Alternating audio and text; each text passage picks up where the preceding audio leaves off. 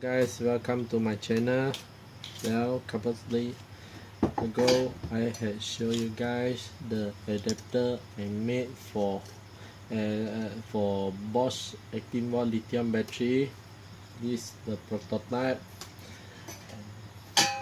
This is GTS 14.4 watt, which I had successfully installed it and it did work fine.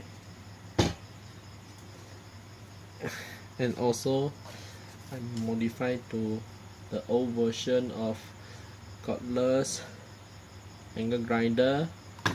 This is latest Bosch lithium battery, also same battery adapter. So let's get it started.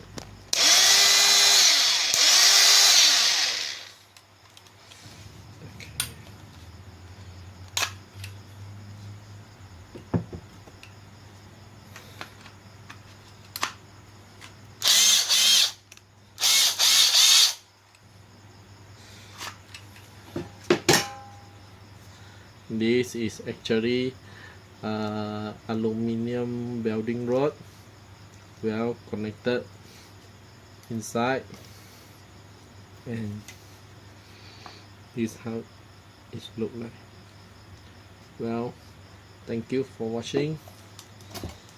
That's all for today. Thank you.